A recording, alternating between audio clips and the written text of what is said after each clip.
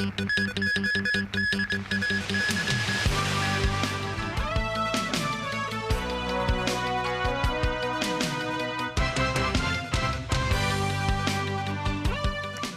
happy Friday. Welcome to TVB News.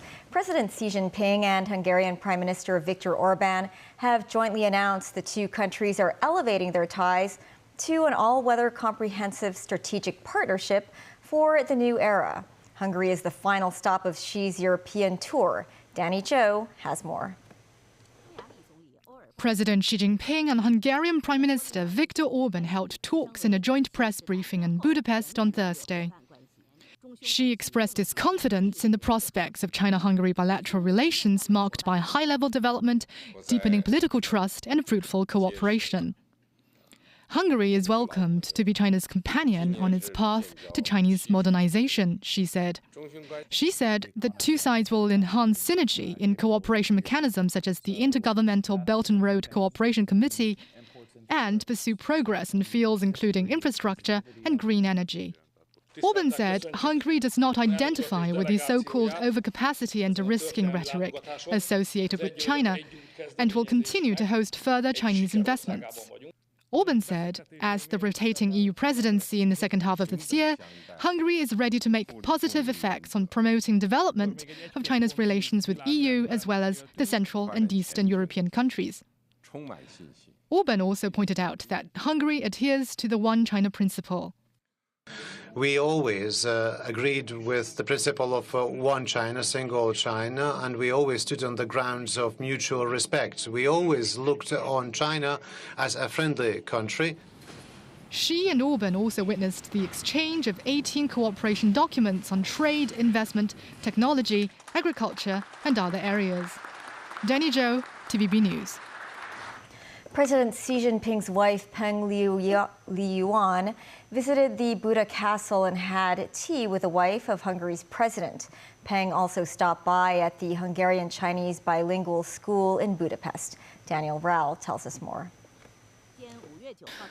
Peng Liyuan, the wife of President Xi Jinping, on invitation visited the Buddha Castle and had tea with Susanna Nagy, the wife of Hungarian President Tamas Sulyok, in Budapest on Thursday.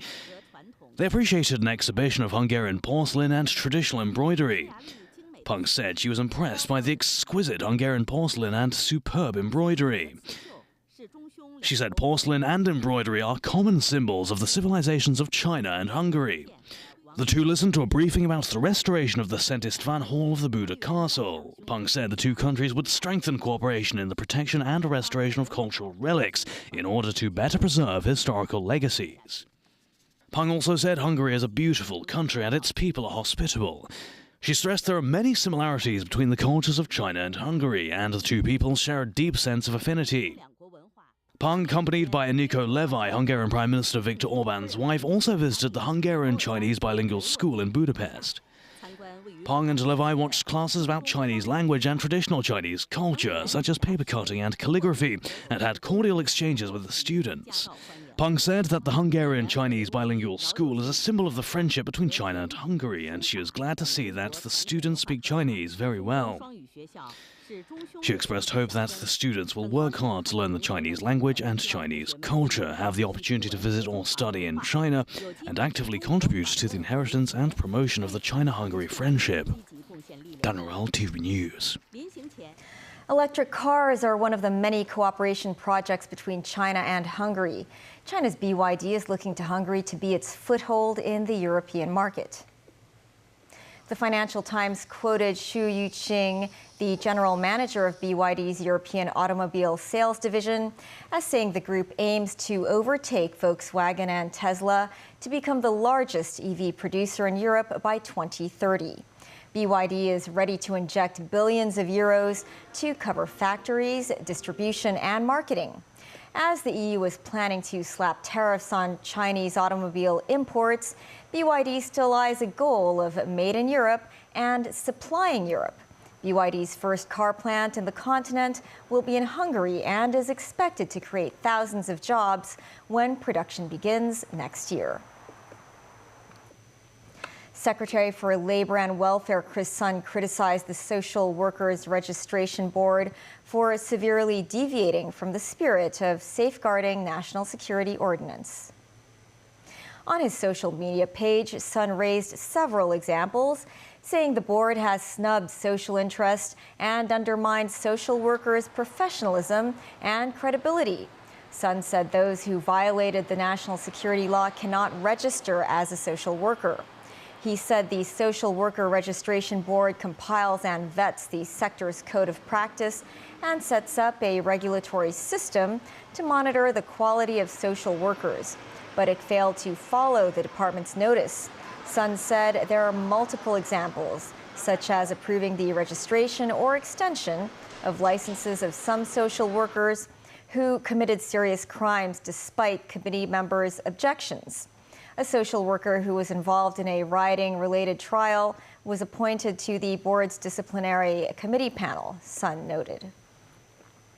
The Audit Commission criticized the inadequate government dental services that has prompted 10 government dental clinics to improve their quota arrangements for the general public sessions starting July. But before the new measure takes effect, some elderly people had to queue for more than 10 hours to see a dentist. Jackie Lin reports. At 5 p.m. outside the Lady Trench General Outpatient Clinic in Chunwan. These dental patients were already lining up for a pre-registration quota, which will be distributed at midnight. 2 hours later, the queue had filled up the 40-odd professional quota. Most waiting in line were elderly. It's draining both their time and energy. 80-year-old Mr. Choi here came all the way from Tongchong and said he finally secured a tentative quota after failing twice before, and it was already 1 a.m. when he returned home after getting the ticket. This clinic opens twice a week for outpatient dental services, which are already more frequent than other clinics. Ms. Hui here says such dental services are only available once a week at the dental clinic in her neighborhood in Chunmun, and that's why she came to Chunwan to try to register. After waiting for more than 10 hours, some secured a quota after identity verification before meeting another problem. Missing their last train home, Granny Yam said. After a few hours, these same faces back in the queue. Now they have to use their pre-registration tickets secured last night to line up for an official quota. The first in line did not even change his clothes from last night. Mr. Lau said he only got to sleep at around 2 a.m. and had to wake up at around 5 a.m. in case he missed a dental appointment. Granny Yam here was also deprived of sleep last night. Government dental clinics are set up mainly for civil servants. The 10 clinics only have short public sessions every week to offer emergency services to the general public for anesthetics operations or tooth extraction. Jackie Lin, TVB News. Secretary for Health Lo Chung-mao admits the current quota arrangement is less than ideal. He said the government aims to develop an electronic quota distribution system within this year. We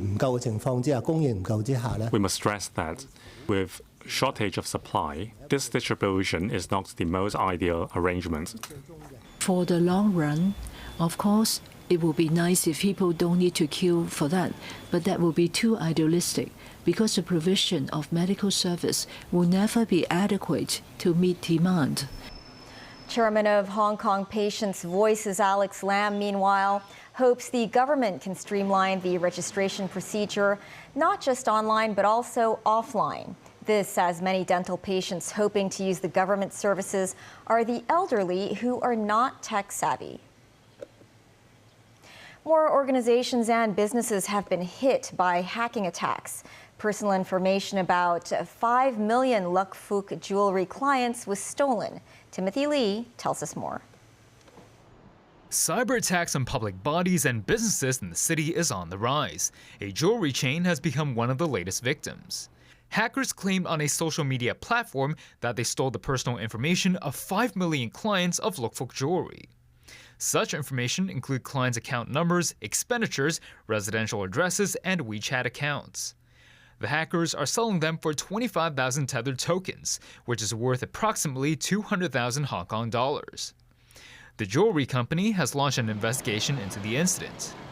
Some cybersecurity experts believe Lukfook Jewelry servers are connected to the internet, which the hackers exploited by finding a vulnerable entry point. Meanwhile, the Hong Kong College of Technology revealed it suffered from successive cyber attacks against its software in late February. Around 450 gigabytes of data were stolen, involving the names, identification card numbers, and residential addresses of 8,100 students. The hackers had earlier posted the stolen data online. Lawmaker Elizabeth Quat, chairperson of the Legislative Council's panel on information technology and broadcasting, suggested the government should amend the Personal Data Privacy Ordinance in the near future.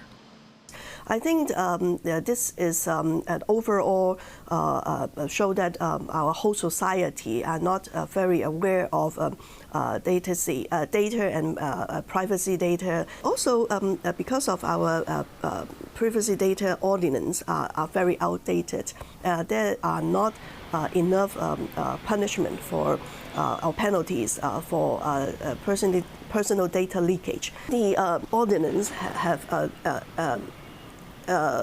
has not enough power, as I said, because they have give guidelines to organization, including you should not get too much information from people. However, all this is not under law. So I think the government should consider to amend the ordinance as soon as possible. Quad stressed that Hong Kong society needs to raise awareness of the risks of hackers, adding that stolen information could not be recovered. She urged residents to avoid getting their data leaked by paying extra attention when organizations and websites ask for their credit card information. Timothy Lee, TVB News.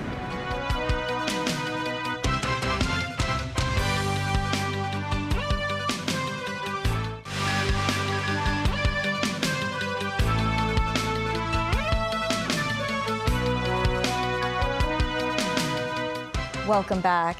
Anti-Israel protests have spread to Sweden, where the Eurovision Song Contest will soon be held.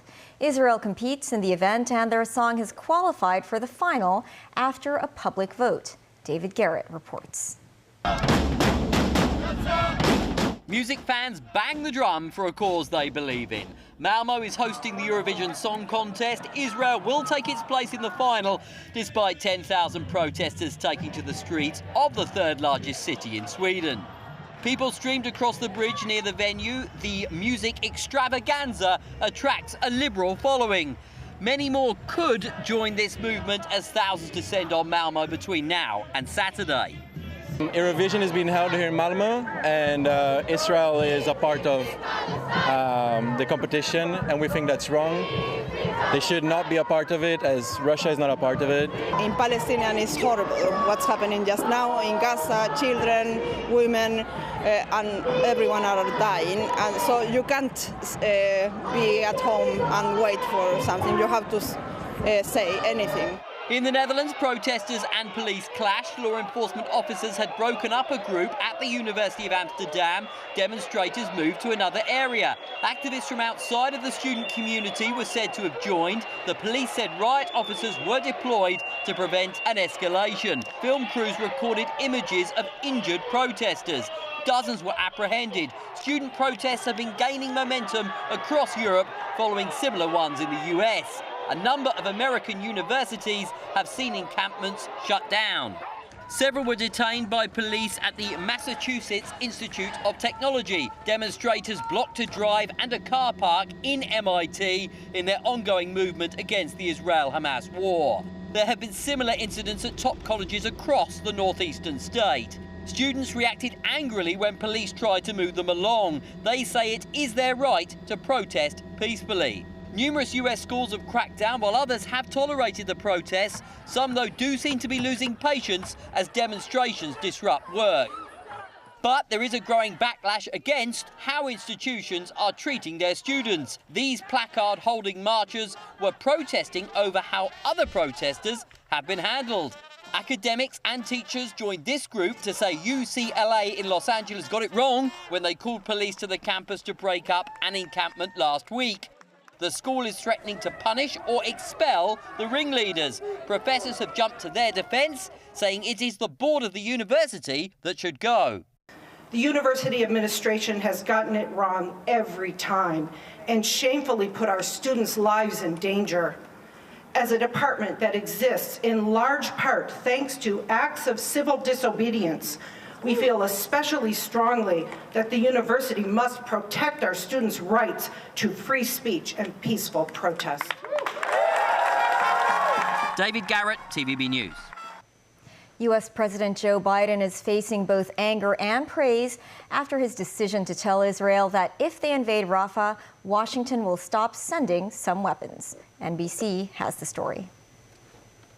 Growing backlash after President Biden's sharp warning that the U.S. will block the delivery of certain offensive weapons to Israel if it intensifies its assault on Hamas in southern Gaza. If they go into Rafah, I'm not supplying the weapons that have been used historically to deal with Rafah. Israeli Prime Minister Benjamin Netanyahu defiant tonight. If we have to stand alone, he says, we will stand alone. If we have to, we will fight with our teeth and nails. But we have much more than nails. After halting the shipment of 3,500 bombs to Israel last week amid fears of more civilian casualties, President Biden is for the first time acknowledging the impact of those U.S.-supplied weapons. Civilians have been killed in Gaza as a consequence of those bombs. But former President Trump is slamming the decision to suspend arms deliveries to a close American ally. I wouldn't do what Biden did. He just abandoned Israel. Still, some Democrats are praising President Biden, saying he's protecting the more than 1 million Palestinians in Rafah. We must now use all of our leverage to prevent the catastrophe in Gaza from becoming even worse. The United States of America must not be complicit in this atrocity. Back locally, the MTR said it will employ the Modular Integrated Construction Method, or MIC, in the construction of the new Hung Shui Q MTR station. Located between Tin Shui Y Station and Sui Hong Station on the MTR's Tuen Ma line, this raised platform forms the cornerstone of the upcoming station, which is set to be completed by 2030. The MTR said it marks the first time a station is built to an operating viaduct. Construction work on the station will only take place for 6 hours per week. Today is World Lupus Day. The long-term autoimmune disease can cause inflammation in any part of the body with swelling and pain in the skin, joints, and multiple organs. Women are 9 times more susceptible to the disease with no permanent cure for now. Jackie Lin spoke with a medical expert and some patients about lupus. This distinctive butterfly-shaped rash spreading across both cheeks, one of the typical signs of lupus. 31-year-old Christy has battled the autoimmune disease for 7 years.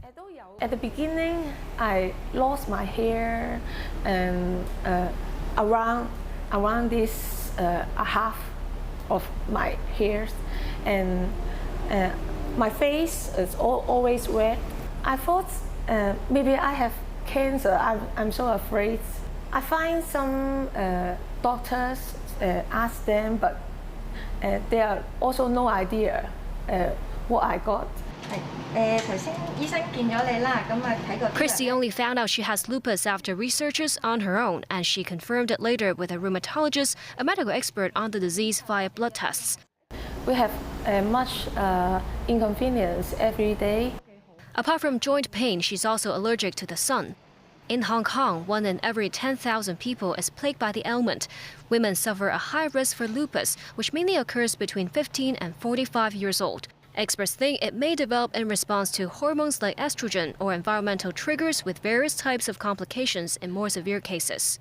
The lupus disease is not only affecting the skin, it can affect many parts of our body, mainly affecting the organs.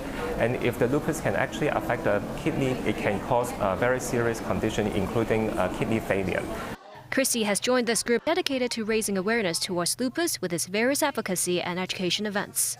In Hong Kong, a lot of people would thought, especially for the Chinese name, it kind of sounds like some sort of skin disease. And then I've heard a lot of patients have experienced some sort of discrimination, like, oh, is you gonna pass this to me? The support group is very important. It's always good to have someone who can sort of be your mentor, because they've went through the same thing.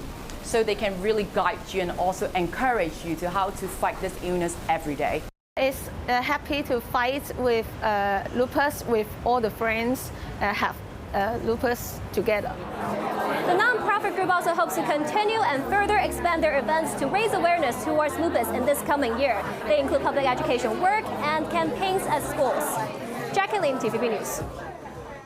A foreign domestic helper was injured after falling from a height while cleaning windows at a Yuen Long residence. The incident occurred at around 8:30 a.m. on the third floor of a village house in Shap Pat Hung in the New Territories. The woman accidentally slipped and fell. Neighbors later found her and alerted authorities. She was sent to Tuen Mun Hospital for treatment.